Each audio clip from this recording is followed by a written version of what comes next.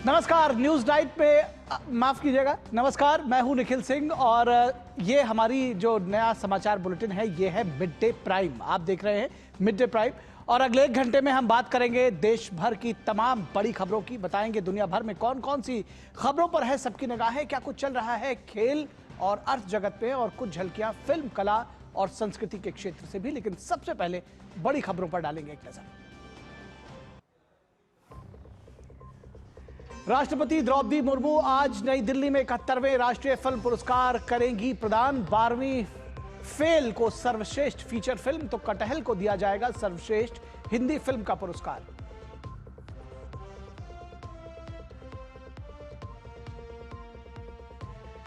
Rail मंत्री अश्विनी वैष्णव ने पंजाब को दी नई रेल लाइन की सौगात। 3 साल में बनकर हो जाएंगी तैयार।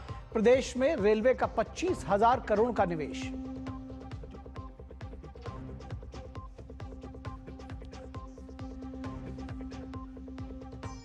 नम आंखों से दी गई प्रसिद्ध गायक जुबिन गर्ग को अंतिम विदाई। उमड़ा जन सैलाब। राजकीय सम्मान के साथ हुआ अंतिम संस्कार। असम में शोक का माहौल।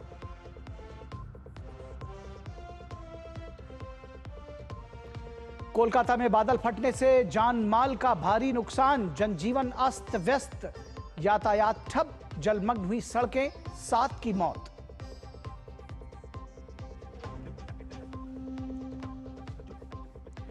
और देश ही नहीं दुनिया भर में मनाया जा रहा है 10वां आयुर्वेद दिवस। इस वर्ष की थीम है लोगों और ग्रह के लिए आयुर्वेद। अब तक 150 देशों तक पहुंची आयुर्वेद की भागीदारी।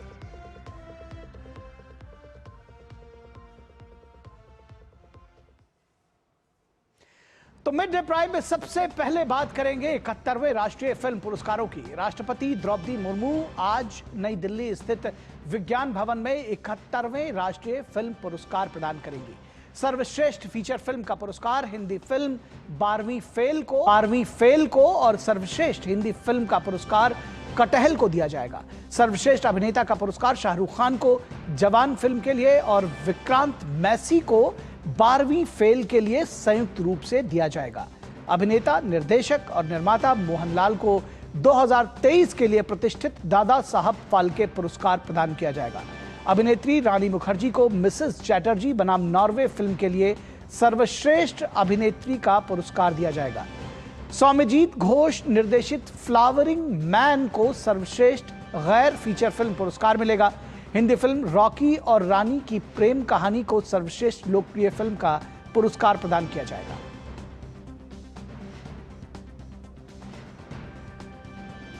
तो राष्ट्रपति द्रौपदी मुर्मू 71वां राष्ट्रीय फिल्म पुरस्कार प्रदान करेंगी और बेहद जिसको कहते हैं कि सभी की निगाहें इस पर लगी रही हैं। हर वर्ग को इस पे ध्यान रखा गया है और राष्ट्रीय फिल्म पुरस्कारों में मोहनलाल को 2023 के लिए दादा साहब फाल्के पुरस्कार दिया गया है। इसके साथ ही साथ जो तमाम अन्य फिल्में हैं में सर्वश्रेष्ठ गैर फीचर फिल्म में फ्लावरिंग मैन, सौम्यजीत घोष दस्तीदार निर्देशक ये फिल्म है। इसके साथ ही साथ सर्वश्रेष्ठ वृत्त चित्र के लिए भी मिला है। तो कुल मिलाकर आप देख सकते हैं कि बॉलीवुड के लिए और ख़ासतौर पर जो रीजनल सिनेमा है उनके बीच में एक अच्छा खासा बैलेंस भी दिखाई देता है।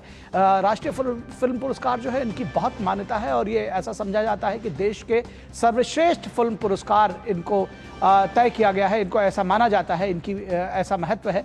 और ऐसे में जिन लोगों को ये पुरस्कार मिलते हैं निश्चित तौर पर उनके लिए ये एक गरिमा का, एक सम्मान का क्षण होता है। इस बार बाल कलाकारों को भी ये पुरस्कार दिए हैं। 5 बाल कलाकार ऐसे हैं जिनको राष्ट्रीय फिल्म पुरस्कार से नवाजा गया है। साइमा इस पूरी खबर पर हमसे बातचीत करने के लिए जुड़ रही हैं।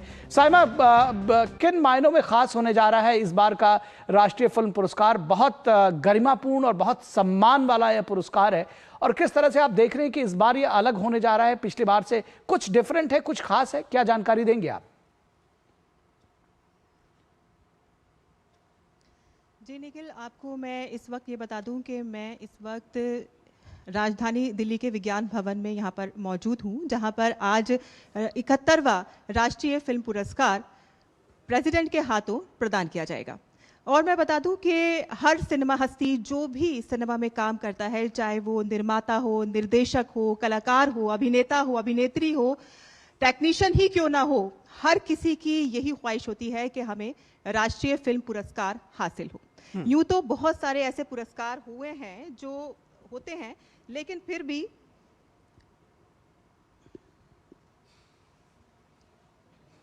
जी साहिबा, हम आपको सुन पा रहे हैं, आप बोलती रहिए। निखिल, आपको मेरी आवाज आ रही है? जी जी साइमा, हम आपको सुन पा रहे हैं, आप बोलती रहिए। निखिल, जी साइमा, मैं आपको सुन पा रहा हूं। आपको अगर मेरी आवाज मिल रही हो। निखिल, आपको मेरी आवाज आ रही है? जी जी, आप बोलती रहिए साइमा। ऐसा लगता है कि साइमा से हमारा संपर्क टूट गया है और साइमा हमें नहीं सुन पा रही। दरअसल साइमा ये बता रही थी कि राष्ट्रीय फिल्म पुरस्कारों का दरअसल कितना महत्व है। निश्चित तौर पर बहुत सारे पुरस्कार हैं फिल्मों को लेकर के इस देश में, लेकिन जो राष्ट्रीय फिल्म पुरस्कार मिलने का जो सम्मान, जो गरिमा जो इस पुरस्कार के साथ जुड़ी है, वो किसी दूसरे पुरस्कार के साथ नहीं है। और जाहिर तौर पर दादा साहब फाल्के पुरस्कार के ऊपर सभी की निगाहें थी, वो मोहनलाल जी को दिया जा रहा है। ये एक बड़ा सम्मान है। इसके साथ ही साथ आज शाहरुख खान भी दिल्ली में होंगे, उनको भी ये पुरस्कार दिया जाएगा, तो सबकी निगाहें इस बात पर भी होंगी। तो बॉलीवुड और उसके साथ ही साथ जो रीजनल सिनेमा है उसको मिला जुलाकर जिसको कहते हैं कि दोनों ही तरफ के पुरस्कारों को दिया गया है। गैर फीचर फिल्मों को भी पुरस्कार दिया गया है जो उनकी श्रेणी में है। उसके साथ ही साथ बाल जो कलाकार हैं, पहली बार ऐसा हुआ है कि 3 फिल्मों से 5 बाल कलाकार ऐसे हैं जिनको ये पुरस्कार मिल रहे हैं। एक 4 वर्ष का बच्चा है जिसको ये पुरस्कार मिल रहा है। तो बहुत कई मायनों में ये विशेष भी है, कई मायनों में खास भी है और देखना दिलचस्प होगा निश्चित तौर पर। फिलहाल यहां रुकेंगे एक छोटे से ब्रेक के लिए मिड डे प्राइम में। आप कहीं मत जाइएगा, जल्द हाजिर होंगे। मोदी जी के नेतृत्व में आयुष्मान भारत के तहत 10 लाख का स्वास्थ्य कवच। दिल्ली में 1100 से ज्यादा आयुष्मान आरोग्य मंदिर का आधार। जन औषधि केंद्र पर 2000 से ज्यादा दवाइयां 90% तक सस्ती। वय वंदना योजना से 70 साल से ज्यादा की उम्र के सीनियर्स को 10 लाख रुपए तक का इलाज। 2 लाख से ज्यादा दिल्ली वासी बने लाभार्थी। हर स्वास्थ्य सुविधा के लिए दिल्ली बोले थैंक यू मोदी जी। अब सालाना 12 लाख रुपए तक आय पर tax zero. 5 crore 65 lakh tax payer को सीधा लाभ। कम टैक्स का मतलब ज्यादा बचत, ज्यादा खबर। मिडिल क्लास हुआ और मजबूत। नागरिक देवो भव, ये हमारा मंत्र है।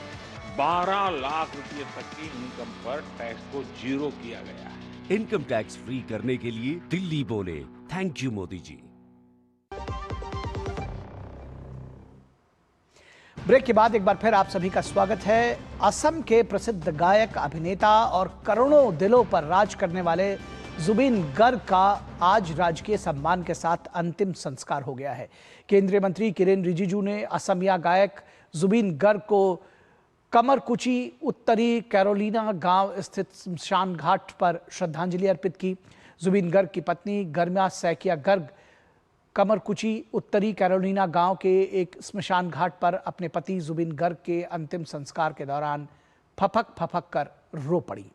इससे पहले संगीत जगत के दिग्गज की अंतिम विदाई में लोगों की भारी भीड़ उमड़ी। प्रसिद्ध गायक जुबिन गर्ग को 19 सितंबर 2025 को सिंगापुर में उनका निधन हो गया।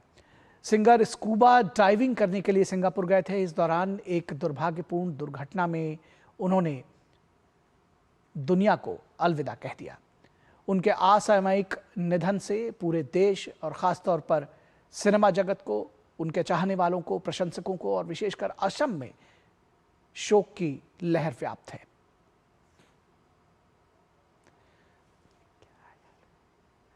तो पंचतत्व में विलीन हो गए जुबिन गर्ग। जुबिन गर्ग की जो फैन फॉलोइंग थी वो इतनी ज़बरदस्त थी कि आप इन तस्वीरों में देख सकते हैं किस तरह से खचाखच भरा हुआ है ये स्मशान घाट और बहुत बड़ी संख्या में लोग अपने इस फिल्मकार को, संगीतकार को और कला के अद्भुत चितेरे को अंतिम विदाई देने के लिए उमड़े थे।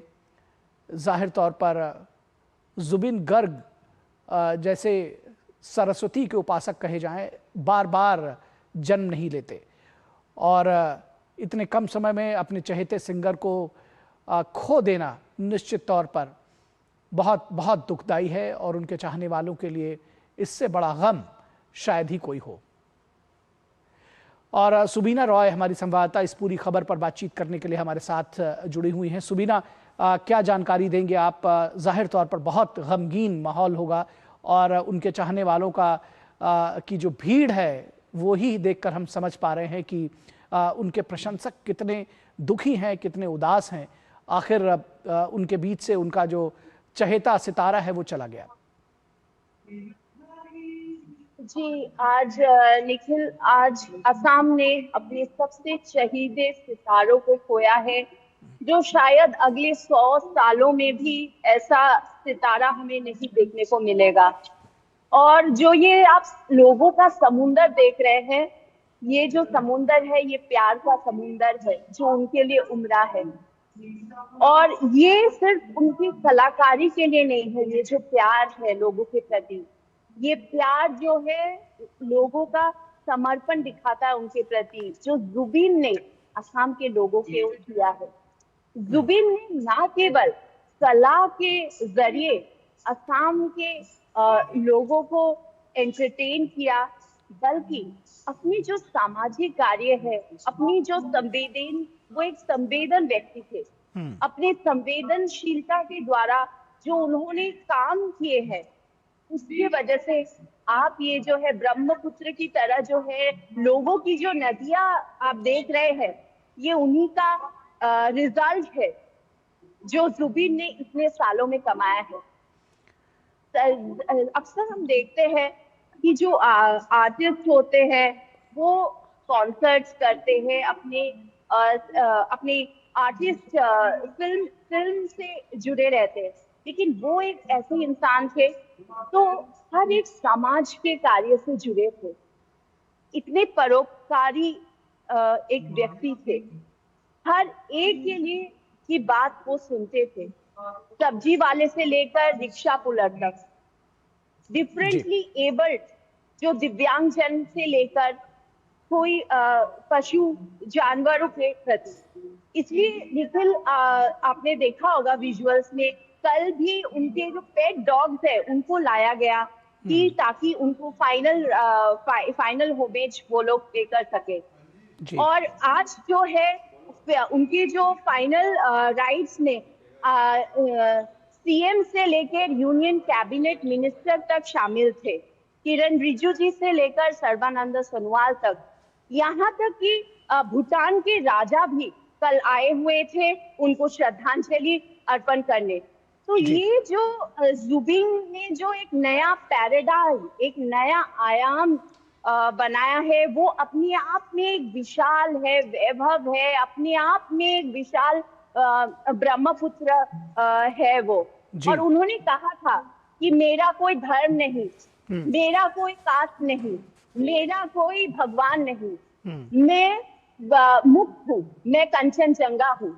मतलब वो ना किसी धर्म से अपने आप को जोड़ते थे, ना उनका कोई जाति था, ना कोई उनका भगवान था। वो सिर्फ एक ही भगवान को मानते थे, वो था इंसानियत का भगवान। इंसान के लिए वो जीते थे। तो इसलिए आप जो है ये देख रहे हैं, इंसानों का जो ये नदी बह रहा है असम के हर एक गली नुक्कड़, हर एक क्षेत्र, हर एक डिस्ट्रिक्ट में आप जाएंगे तो वहां पे आपको जो बड़े बड़े एलईडी स्क्रीन्स में उनका जो फ्यूनरल राइट्स है, उनका अंतिम क्रिया, उसको लोग बैठ के देख रहे हैं और अपनी आंखों से आंसू बहा रहे हैं। आज ऐसा कोई व्यक्ति नहीं है असम में जिसने आंसू नहीं बहाया हो। और वो ऐसे व्यक्ति थे जो हर एक संप्रदाय से जुड़े हुए थे। वो बराक वैली में भी रहे थे, तो उनको बहुत अच्छे से बंगाली आती थी। उनको इनफैक्ट सिलेटी डायलेक्ट भी उनको बहुत अच्छा से आती थी। कार्बी कहे, फिर मेघालय में वो पैदा हुए थे, इसलिए उनको खासी भी आता था। और वो अराउंड 40 डायलेक्ट से ज्यादा लैंग्वेज में गाना गा चुके हैं। तो उनकी आप कैलिबर या हुनर आप उससे अंदाजा लगा सकते हैं। और इतनी कम उम्र में 52 के एज तक उन्होंने लगभग 38,000 से ज्यादा गाने गा चुके हैं और विभिन्न लैंग्वेजेस में वो गाए हैं। वो ना केवल बॉलीवुड से फेमस हमिंग जिसको किंग बोलते हैं, वो ना केवल बॉलीवुड के थे, बल्कि वो हर एक लैंग्वेज नॉर्थ ईस्ट के विभिन्न डायलेक्ट्स कहे आप, अरुणाचल के, मेघालय के, असम के, बोरो, राभा, हर एक आयाम पे उन्होंने एक नया अपना एक हुनर एक दिखाया है। इसलिए हर एक लोग उनको प्यार करते हैं जी। और असम बंगाल के फिल्म इंडस्ट्री में उन्होंने काफी नाम कमाया है और वहाँ के भी फिल्म स्टार्स उन्हें श्रद्धांजलि दे रहे हैं। श्रेया घोषाल ने भी बोला है, कल भी पापोन सिंगर जो बॉलीवुड के सिंगर है वो भी आए थे उनको। तो हर एक आयाम से अगर आप देखें तो जुबीन जो है उनमें जो गुण थे वो देवतुल्य गुण थे। जी बिल्कुल देवतुल्य गुण थे और यही वजह है कि जो आज आप कह रही हैं कि एक सागर उमड़ा है, जन सागर उमड़ा है उनको श्रद्धांजलि देने के लिए, उनके चाहने वालों का, उनके प्रशंसकों का, तो वो यूं ही नहीं आया है। जैसा कि आपने बताया कि मानवता उनका सर्वश्रेष्ठ गुण था और लोगों को वो प्यार करते थे, लोग उनसे प्यार करते थे। वो एक अद्भुत कलाकार तो थे ही, उसके साथ ही साथ एक श्रेष्ठ मानव भी था उनके भीतर। एक मानवता का जो गुण था, जो लोगों को प्यार करने का गुण था, डाउन टू अर्थ होने का, इतने इस जिसको कहते हैं कि लोकप्रियता के इस शिखर पर पहुंचने के बावजूद वही वजह है कि लोग अपने आप को उनसे कनेक्टेड फील करते थे। और यही वजह है कि आज आप देख रहे हैं कि किस तरह से लोग दुखी हैं। पूरा असम ही नहीं, पूरा देश दुखी है। बहुत शुक्रिया इस तमाम बातचीत के लिए सुबीना। और बड़े शौक से सुन रहा था जमाना तुम्हें, तुम ही सो गए दास्तां कहते कहते। अलविदा जुबैर।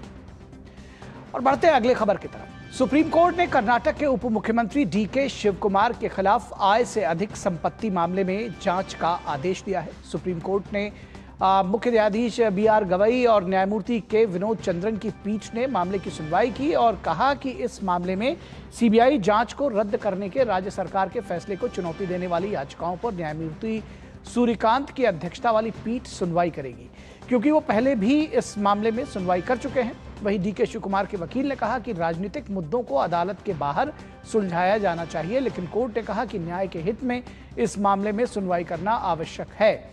ये जांच 2019 में तत्कालीन भाजपा सरकार के निर्देश पर शुरू की गई थी। 25 सितंबर 2019 को तत्कालीन सरकार ने शिव कुमार के खिलाफ CBI जांच का आदेश दिया था, जिसके बाद 3 अक्टूबर 2020 को CBI ने जांच शुरू की थी।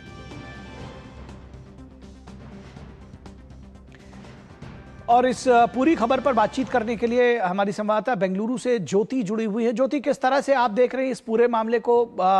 अगर देखा जाए तो डीके शिव कुमार एक तरफ तो मुख्यमंत्री बनने की जंग में उलझे हुए थे, अब उनके ऊपर आय से अधिक संपत्ति, एक बार फिर से जांच का दायरा, किस तरह से देखती हैं इसको?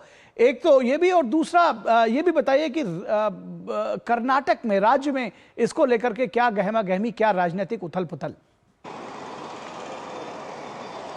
निखिल जी, कर्नाटक के उप मुख्यमंत्री डीके शिव कुमार की आय से अधिक संपत्ति मामले में अभी सुप्रीम कोर्ट ने एक महत्वपूर्ण निर्णय दिया है। इस मामले को जस्टिस सूर्यकांत की बेंच को विचारण करने की आदेश दिए हैं। अगर हम इस मामले को देखें तो, अगर उसका बैकग्राउंड देखें तो 2019 में उस वक्त की बीजेपी सरकार ने CBI जांच के लिए आदेश दिए थे और 2020 में CBI डीके शिव कुमार के खिलाफ आय से अधिक संपत्ति करने की उस केस में FIR भी दर्ज किए थे।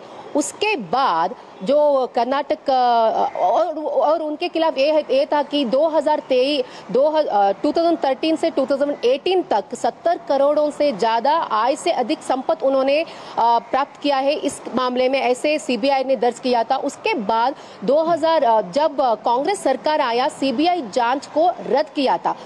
इसे क्वेश्चन कर CBI अभी सुप्रीम कोर्ट में भी याचिका दर्ज की थी। सुप्रीम कोर्ट ने कहा कि अगर हम न्याय के मामले में देखें तो इस प्रकरण की सुनवाई जस्टिस सूर्यकांत की बेंच ही करना चाहिए, क्योंकि जो पिछले केस था उस केस को भी जस्टिस सूर्यकांत की बेंच ने हैंडल किया था। जैसे आपने कहा कि अभी इसी मामले को देखकर जो कर्नाटक के उप मुख्यमंत्री डीके शिव कुमार जी जो है सीएम कुर्सी के भी आकांक्षी है, बहुत दिनों से ये भी यहाँ पे राज्य में ये बातें चल रही है कि वो भी वहाँ पे मुख्यमंत्री की आकांक्षी है। लेकिन इस मामले को लेकर जब कर्नाटक सरकार ने कैंसिल किया था, अभी सभी बैकग्राउंड देखे तो न्यायालय के बैकग्राउंड देखे तो इस केस को सीबीआई को हैंडल करना चाहिए। अभी बीजेपी के नेता ने भी इस मामले में उन्होंने प्रतिक्रिया दी है कि ये तो बहुत दिनों से चल रहा है, अभी भी डीके शिव कुमार जी बेल के ऊपर वापस है, बाहर है, तो उनके ऊपर उनके जो खिलाफ तो केस दर्ज किया है उसका मामला की सीबीआई जांच होनी चाहिए।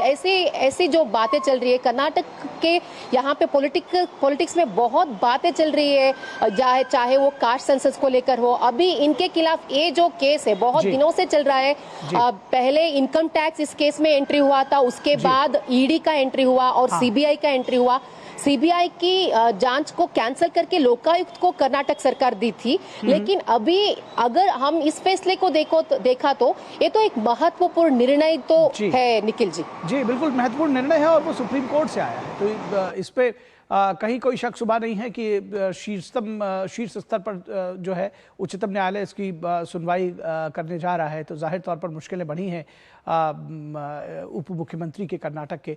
देखते हैं किस तरह से ये आगे बढ़ता मामला। बहुत शुक्रिया ज्योति इस तमाम बातचीत और जानकारी के लिए।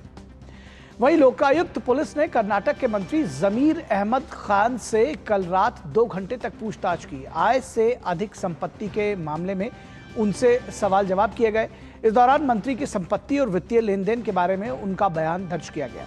इस मामले में पहले अभिनेत्री राधिका कुमार स्वामी और केजीएफ बाबू से भी पूछताछ की जा चुकी है। कुछ पिछली घटनाओं को अगर हम याद करें तो 2021 में प्रवर्तन निदेशालय ने जमीर अहमद खान के आवास और कार्यालयों पर छापेमारी की थी और कई महत्वपूर्ण दस्तावेज जब्त किए थे। इसके बाद भ्रष्टाचार निरोधक ब्यूरो यानी एसीबी ने इस मामले की जांच शुरू की और पाया कि मंत्री ने लगभग 87 करोड़ रुपए की अवैध संपत्ति अर्जित की है। 2022 में हाईकोर्ट ने एसीबी को भंग करके लोकायुक्त को यह मामला सौंप दिया था। बहरहाल लोकायुक्त पुलिस ने कहा है कि अगर जरूरत पड़ी तो मंत्री जमीर अहमद खान को फिर से पूछताछ के लिए बुलाया जा सकता है।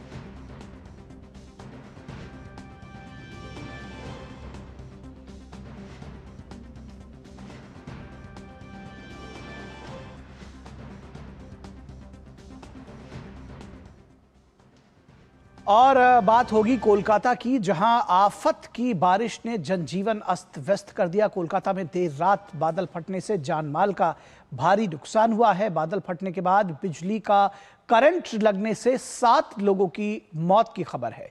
जलभराव के कारण जनजीवन बुरी तरह से प्रभावित हुआ है। हावड़ा और सियालदाह डिवीजन में रेल सेवा बाधित है। वहीं आज कोलकाता के तमाम स्कूल और कॉलेजेस को बंद रखा गया है। मेट्रो रेल सेवा सहित अन्य यातायात बाधित है। स्थानीय मौसम विभाग ने दिन भर मध्यम बारिश रहने का अनुमान व्यक्त किया है। बंगाल की खाड़ी पर बने कम दबाव के क्षेत्र के कारण पूरे सप्ताह कोलकाता और दक्षिण बंगाल के अधिकतर हिस्सों में बिजली चमकने, बारिश होने और तेज हवाएं चलने का अनुमान व्यक्त किया गया है। मौसम विभाग ने दक्षिण 24 परगना में मूसलाधार बारिश का ऑरेंज अलर्ट जारी किया है। 7 अन्य जिलों पूर्वी और पश्चिमी मेदिनीपुर, उत्तर 24 परगना, कोलकाता, पूर्वी वर्धमान, हावड़ा और हुगली में तेज बारिश का येलो अलर्ट जारी किया गया है। और इस पूरी खबर पर बातचीत करने के लिए हमारे साथ कोलकाता से जुड़े हुए हमारे संवाददाता प्रसेनजीत बख्शी। प्रसेनजीत, क्या ताजा अपडेट देंगे? पानी हुआ है कोलकाता और जाहिर तौर पर मुश्किलें बढ़ गई हैं शहर के लोगों के लिए, क्या अपडेट्स हैं अभी?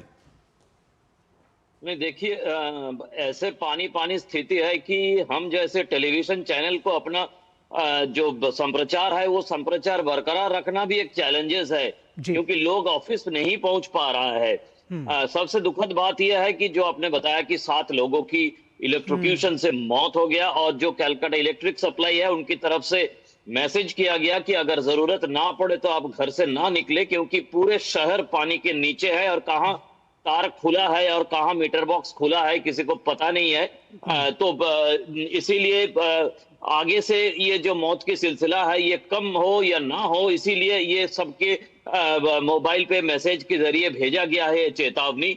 और स्कूल सारे बंद कर दिया गया। सरकारी स्कूलों में कुछ ही दिन बाद पूजा की जो वैकेशन शुरू होने वाला था वो वैकेशन कल से ही शुरू कर दिया गया। और सब स्कूल को बताया गया कि अगला जो प्राइवेट स्कूल्स है उनको भी बताया दिया गया कि आप छुट्टी डिक्लेयर कर दे। कॉलेज या यूनिवर्सिटी में एग्जाम्स बंद है, रास्ते पे गाड़ी नहीं है, लोग अपने कामकाज के लिए जा नहीं पाया, क्योंकि जो बातें जो क्लाउड बर्स्ट बताया जाता है वो पहाड़ों में बताया जाता है, लेकिन यहाँ पे कल रात को जो हुआ है उसे भी जो मौसम विभाग है इसकी तरफ से क्लाउड बर्स्ट ही बताया जा रहा है, क्योंकि 3-3.5 घंटों में करीब 250 से 300 मिलीमीटर बारिश है पूरे कोलकाता में। तो आप समझ ही सकते हैं कि किसी जगह पे अगर कुछ घंटों में इतने ज्यादा बारिश है तो उसके बाद वहां की जनजीवन कैसा हो सकता है। तो वैसा ही हुआ है। लेकिन सबसे दुखद बात यह है जहां पर पूरे प्रशासन को नजर देना चाहिए कि इस तरह से बारिश के बाद 7 लोगों की इस तरह से मर जाना, और आगे भी हम देखे हैं कि जब 2-3 साल पहले से ही हम देख रहे हैं कि इस तरह से इलेक्ट्रोक्यूटेड होकर लोगों की मौत, लेकिन ये इस बार घटना पूरे 7 लोगों तक पहुंच गया है। ये काफी दुखद है। और उसके साथ मैं और एक बात बता दूं जो कोलकाता के लिए समझना चाहिए कि पास में गंगा नदी है, तो उसमें हाई टाइड की अभी फिलहाल जब हम बात कर रहे हैं तो हाई टाइड की समय है। तो हाई टाइड के समय नदी से पानी शहर के अंदर आ जाते हैं, तो ये भी एक पानी नीचे जाना मुश्किल है।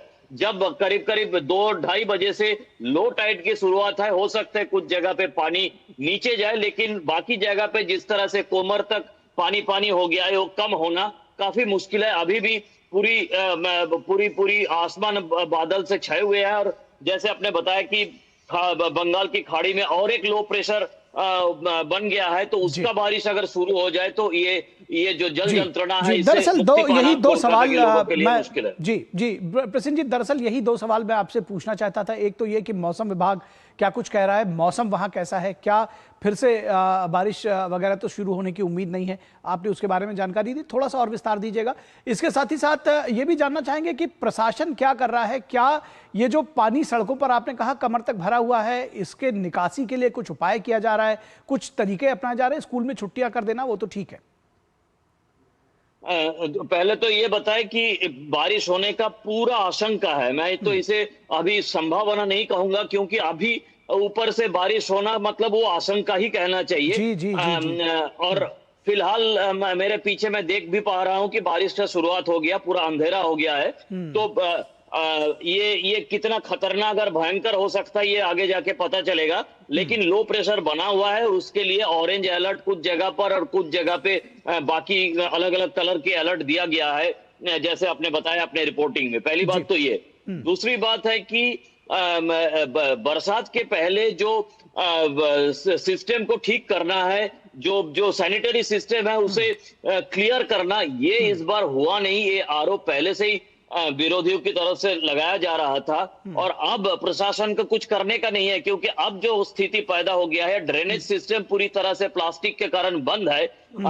एक विजुअल आ चुके हैं कि शहर की जो मेयर है वो अपना छतरी लेकर ड्रेन परिष्कार साफ करने की कोशिश कर रहा है। तो ये तो सिर्फ हम जैसे जो टेलीविजन चैनल अपॉर्चुनिटी के लिए है, लेकिन स्थिति ऐसा है जैसे बारिश अभी शुरू हो गया है।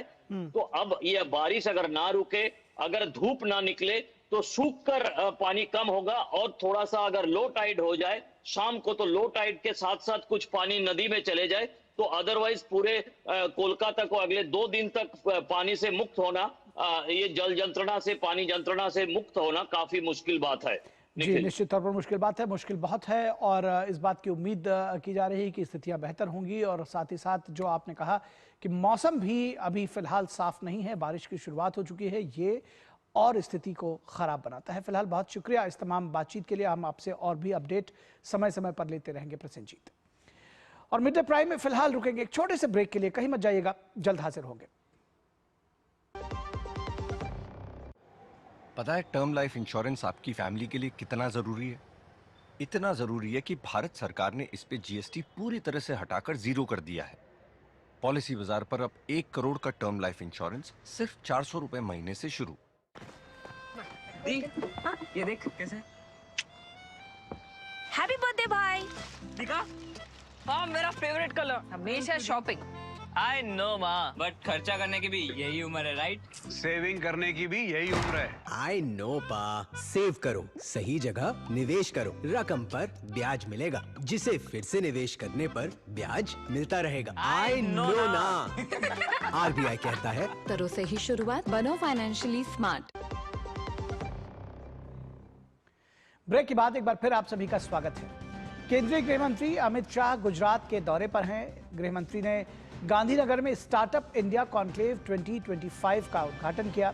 ये कॉन्क्लेव देश के स्टार्टअप इकोसिस्टम को मजबूती देने, नए निवेश अवसरों को बढ़ावा देने और युवाओं को उद्यमिता की दिशा में प्रोत्साहित करने के उद्देश्य से आयोजित किया जा रहा है। समारोह को संबोधित करते हुए केंद्रीय गृह मंत्री ने कहा कि आज भारत को हर क्षेत्र में आगे बढ़ाने के लिए काम किया जा रहा है। मोदी सरकार में भारत स्टार्टअप को लेकर इनोवेशन का केंद्र बन चुका है। इसी महात्मा मंदिर में गांधीनगर गुजरात की राजधानी में भारत को आगे बढ़ाने के लिए, भारत को हर क्षेत्र में दुनिया में सर्वोच्च बनाने के लिए और विशेषकर आप लोगों के जीवन में एक समय अनुकूल परिवर्तन लाने के लिए यहां पर चिंतन होने वाला है। ये 2 दिन का कॉन्क्लेव मोदी जी ने जो मिशन शुरू किया है, स्टार्टअप की दुनिया में भारत की पहचान बनाने का, इसके सभी पहलुओं पर चिंता भी करेगा, चिंतन भी करेगा और समाधान भी ढूंढेगा। वहीं अमित शाह ने कहा कि आज का स्टार्टअप इंडिया कॉन्क्लेव 3 मंत्रों पर होने जा रहा है। यह आयोजन भारत को विश्व स्तर पर ऊपर उठाएगा और युवा उद्यमियों के जीवन में सकारात्मक बदलाव लाएगा। इस वर्ष के सम्मेलन को और भी अधिक सफलता की उम्मीद है। आज का स्टार्टअप कॉन्क्लेव इनोवेट, एलिवेट और एक्सेलरेट, ये 3 मंत्रों की थीम पर गुजरात में होने जा रहा है और ये गुजरात में 2023 में पहले स्टार्टअप कॉन्क्लेव के अनुसंधान में हुआ है। उसमें लगभग 250 स्टार्टअप ने अपना प्रदर्शन किया था। यूनिकॉर्न स्थापित कंपनियों ने भी अपना प्रदर्शन किया था और उससे जो अनुभव आया और उससे जो फायदा हुआ, इसी का विश्लेषण कर गुजरात सरकार ने आज 2025 में स्टार्टअप कॉन्क्लेव 2025 का शुरुआत किया है। और सूचना एवं प्रसारण राज्य मंत्री डॉक्टर एल मुरुगन ने आज बुसान में चल रहे Asian contents and film market का दौरा किया। ये एशिया का सबसे बड़ा सिनेमा और क्रिएटिव कंटेंट मार्केट प्लेस है जो बेक्सको में आयोजित किया जा रहा है। डॉक्टर मुरुगन ने अपनी यात्रा भारत पवेलियन से शुरू की, जहां भारत अपनी सिनेमाई क्षमता का प्रदर्शन, वेव्स बाजार को प्रमोट और वैश्विक साझेदारों के लिए सह निर्माण के लिए आमंत्रित कर रहा है। Sales market, Busan story market और एशियन प्रोजेक्ट मार्केट जैसे मंचों के जरिए यह आयोजन विभिन्न देशों को सहयोग की नई दिशा दे रहा है। इसमें भारत की मजबूत मौजूदगी इस बात का संकेत है कि सरकार फिल्म निर्माण, सह निर्माण और वैश्विक क्रिएटिव इकोनॉमी के केंद्र के रूप में देश को स्थापित करने के लिए बड़ा नीतिगत प्रोत्साहन दे रही है। डॉक्टर एल मुरुगन ने कहा कि बुसान में भारत अपने सिनेमा, कला और संस्कृति का प्रदर्शन कर रहा है, जिसमें भारत के बारे में सब और अधिक जान पाएंगे। After the waves, we launched for the Waves Bazaar, followed by the now Bharat Pav. This Bharat Pav is now in this Busan International Film Festival. We are exhibiting our Indian films, Indian music, Indian culture, Indian tradition.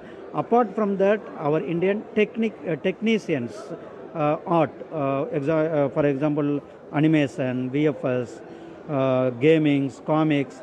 For that, because we have an soft manpower and skilled manpower.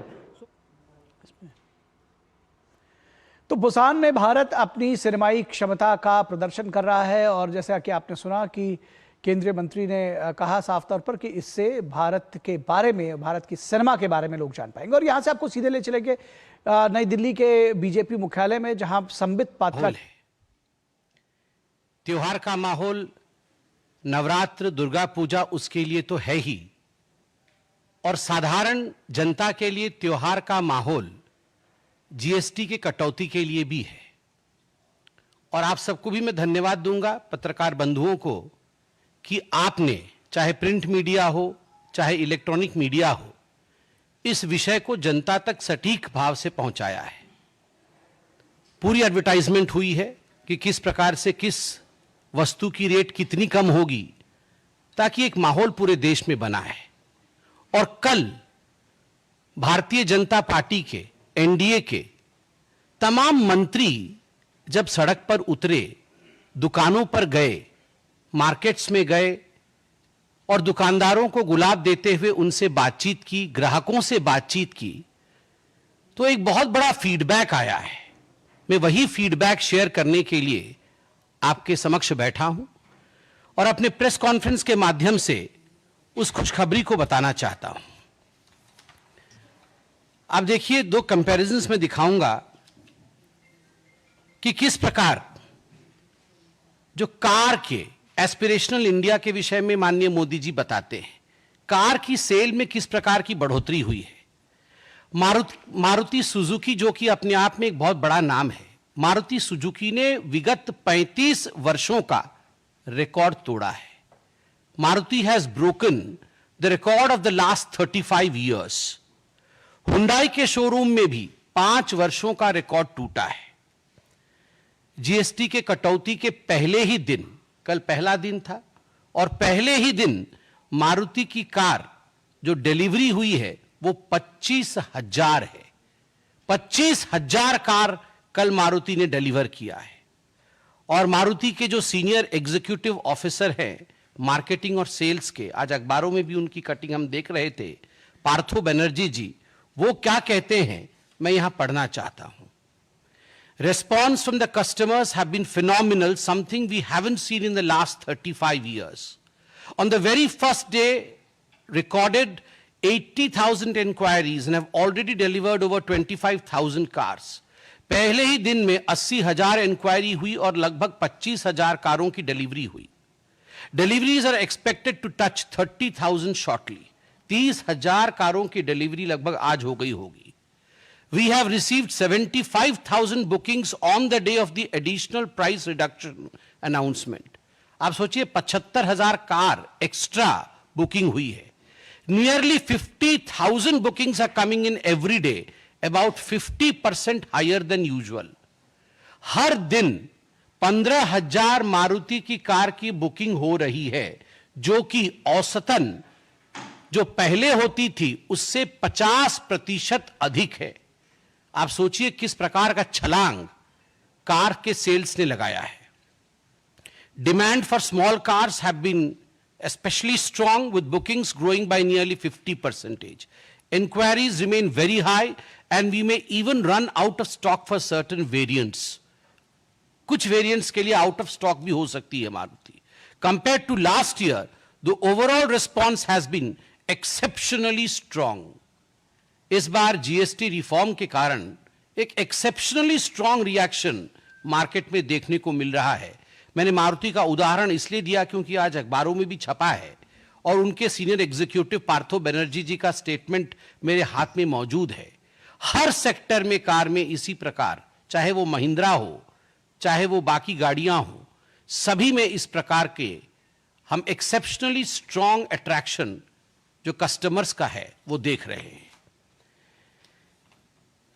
मैं तो आज अखबारों में पढ़ रहा था कि dealership आधी आधी रात तक खुली हुई है ताकि डिलीवरी हो सके।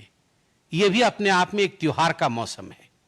Hyundai motor India limited HMIL, मैंने मारुति का उदाहरण दिया, अब हुंडई का उदाहरण लीजिए। पहले ही दिन कंपनी ने बीते 5 साल का सबसे बड़ा डीलर बिलिंग रिकॉर्ड बनाया है। पहले ही दिन रिकॉर्ड बनाया है। और उनके डायरेक्टर तरुण गर्ग, उनका भी स्टेटमेंट आज अखबारों में छपा है कि नवरात्रि का शुभारंभ जीएसटी 2.0 के रिफॉर्म्स की वजह से बहुत ही शानदार रहा है। जीएसटी कटौती के बाद ये जो यात्री वाहन उद्योग है, ये जो प्राइवेट गाड़ियां हैं, उसकी बिक्री के ग्रोथ रेट में लगभग 5 से 7% बढ़ोतरी होने वाली है। टाटा मोटर्स में भी जीएसटी के छूट के पश्चात कंपनियों के पास लगभग 25,000 इंक्वायरी आई है और कंपनी ने एक ही दिन, टाटा मोटर्स ने 10,000 गाड़ियों का डिलीवरी किया है। मैं आपको दिखाना चाहूंगा कि किस प्रकार ये बोनांजा, जिसको हम बोनांजा कहते हैं, 35 वर्षों का ये सेलिब्रेशन देखिए। यहां कंपैरेटिव से हुंडई का है और मारुति सुजुकी का है। ये फिगर्स आप देख सकते हैं किस प्रकार ये चेंज हुआ है, हाईएस्ट इन 35 इयर्स।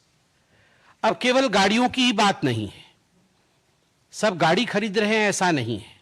बाइक की दुकान पर भी भीड़ है, वहां भी बहुत लंबी लाइनें लगी हुई हैं।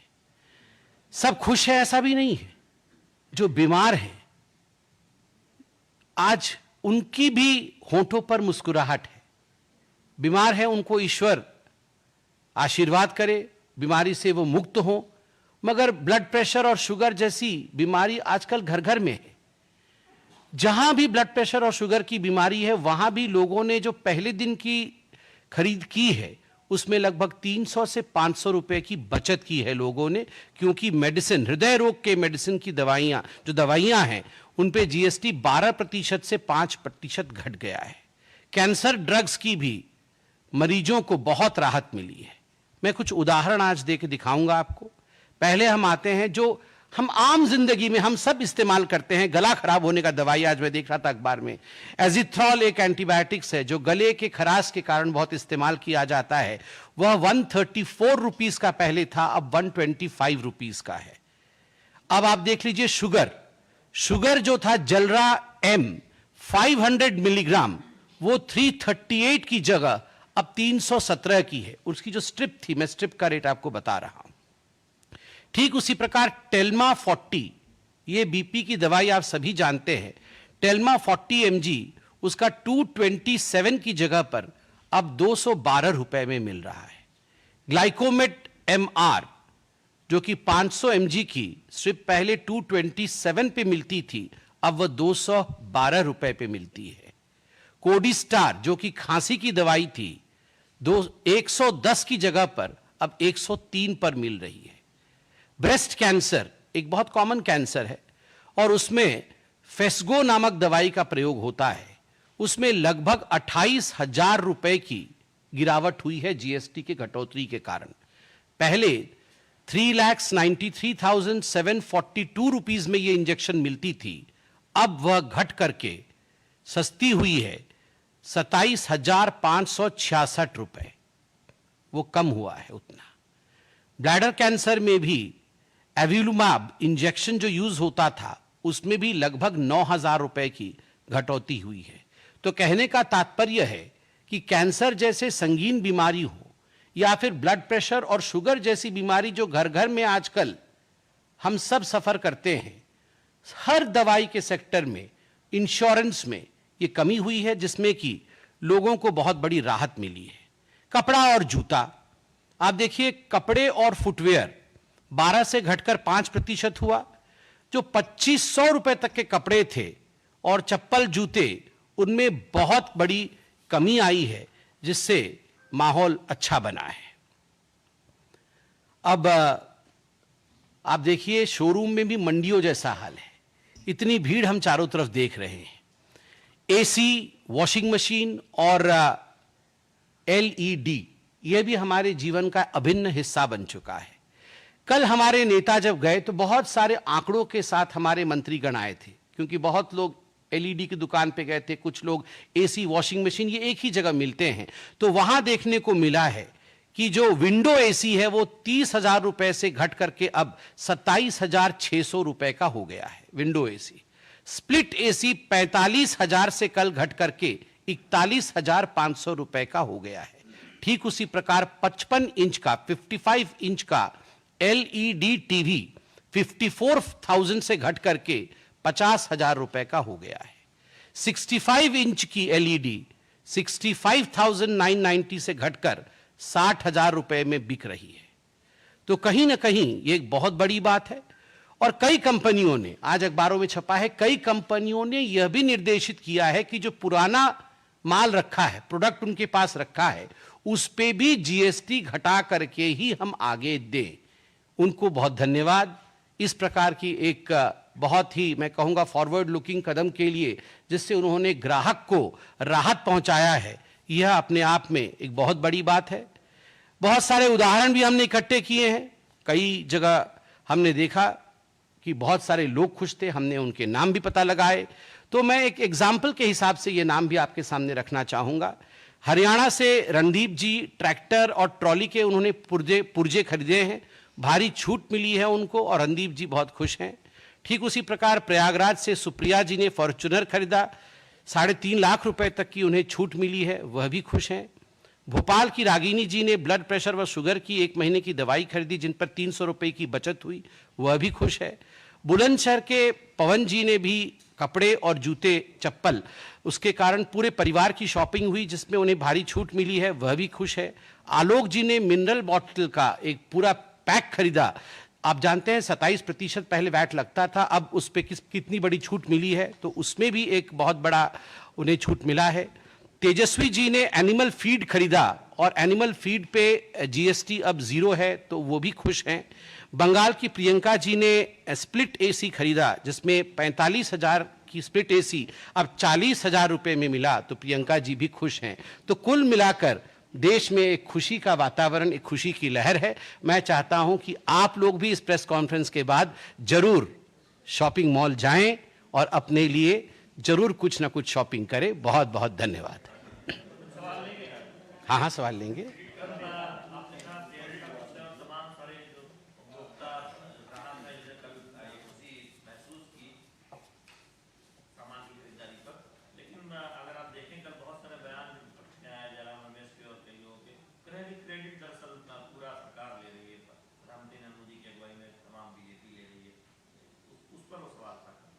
उनको क्रेडिट चाहिए।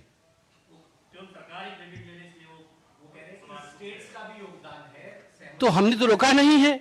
हमने ना राहुल गांधी जी को रोका है, ना खरगे जी को रोका है, ना हमने जयराम रमेश जी को रोका है। हमने कांग्रेस को रोका नहीं है क्रेडिट लेने से। हमने होर्डिंग, बैनर, डिजाइन सब कुछ रिलीज किया हुआ है, वह भी लगा दे। धन्यवाद मोदी जी कह के वो भी अपना होर्डिंग बैनर लगा दे, क्रेडिट लेना। हम तो मना नहीं कर रहे हैं क्रेडिट लेने से। ये क्रेडिट की लड़ाई नहीं है। जनता खुश है और आपको भी लग रहा है जनता खुश है, तो आप उस खुशी में शामिल हो जाइए। आप भी होर्डिंग बैनर लगाइए कि जनता खुश है, हम भी खुश है। देखिए, राजनेता कब खुश होता है? जब जनता खुश होती है तो नेता खुश होता है। आज लोग खुश हैं तो लीजिए ना क्रेडिट। हम तो मना नहीं कर रहे क्रेडिट लेने के लिए।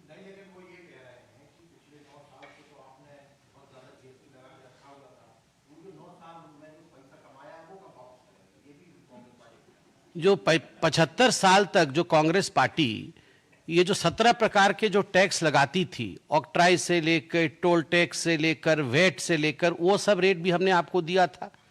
75 साल तक उसको स्ट्रीमलाइन नहीं कर पाई। 1 नेशन वन टैक्स वो कर नहीं पाई। अंततोगत्वा भारतीय जनता पार्टी के आने के पश्चात ही जीएसटी संभव हुआ। और जब भी कोई तो अब रहे थे बीजेपी की प्रेस कॉन्फ्रेंस, जो जीएसटी में कटौती हुई है, किस तरह से बम्पर छूट मिली है, बम्पर सेल हो रही है खासतौर पर कारों की, और जो दूसरे उद्योग है उनमें, उसके बारे में विस्तार से बता रहे थे कि जनता किस तरह से उसने अपनी खुशी व्यक्त की है। बता रहे थे संबित पात्रा, बीजेपी की प्रवक्ता।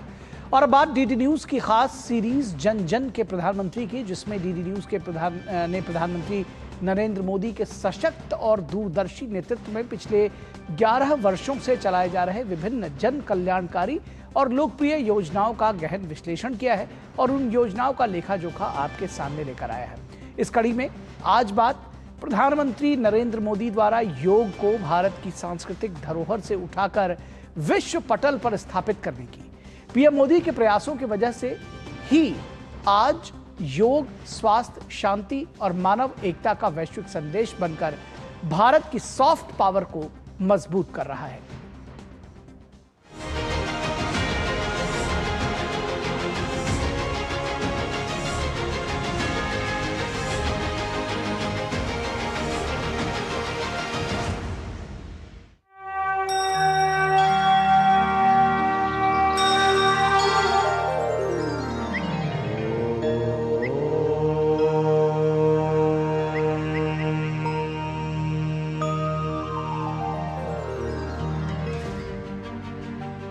योग भारत की प्राचीन संस्कृति और आध्यात्मिक धरोहर का अभिन्न अंग है। यह न केवल शारीरिक स्वास्थ्य का माध्यम है, बल्कि मानसिक और आत्मिक संतुलन भी प्रदान करता है। योग का अर्थ है जोड़ना, अर्थात आत्मा का परमात्मा से मिलन। इसी भाव को लेकर प्रधानमंत्री नरेंद्र मोदी ने योग को वैश्विक मंच पर प्रस्तुत किया, जिसे व्यापक समर्थन प्राप्त हुआ। ये किसी भी संयुक्त राष्ट्र महासभा प्रस्ताव को मिले सबसे अधिक सह प्रायोजकों की संख्या है। वर्ष 2015 से अंतर्राष्ट्रीय योग दिवस 21 जून को मनाया जाने लगा। पहला अंतर्राष्ट्रीय योग दिवस 21 जून 2015 को दिल्ली में प्रधानमंत्री नरेंद्र मोदी की अगुवाई में आयोजित किया गया। उस दिन 2 गिनीज वर्ल्ड रिकॉर्ड बने थे। एक तो 35,985 लोगों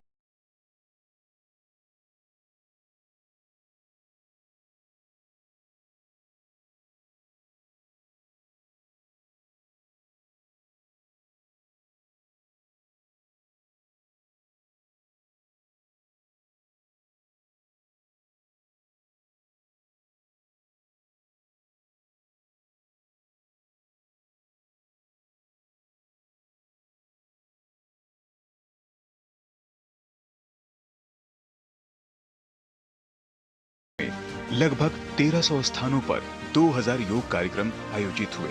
देश के साथ साथ विदेश में भी योग की पॉपुलैरिटी लगातार बढ़ रही है।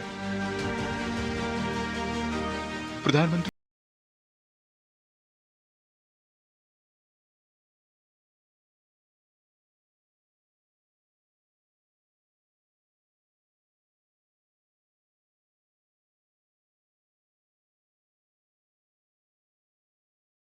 हमारी भारतीय सांस्कृतिक विरासत परंपरा जो योग के रूप में है, हजारों वर्ष पुरानी है। हम सभी थाईलैंड वासी 21 जून का इतना बेसब्री से इंतजार करते हैं। आयुर्वेद, योग और नेचुरल थेरेपी को इन्होंने विश्व के लेवल पर लाने का प्रयास किया और आज हमें देख रहे हैं कि पूरे विश्व में जो योग का एक परचम लहराया है वो हमारे नरेंद्र मोदी जी की वजह से है। प्रधानमंत्री की योग कूटनीति से देश की आर्थिक स्थिति पर प्रभाव भी पड़ा है, जिससे स्वास्थ्य, पर्यटन, आतिथ्य और फिटनेस उद्योगों में वृद्धि हुई है एवं वर्तमान में योग के क्षेत्र में रोजगार के अवसर भी तेजी से बढ़ रहे हैं।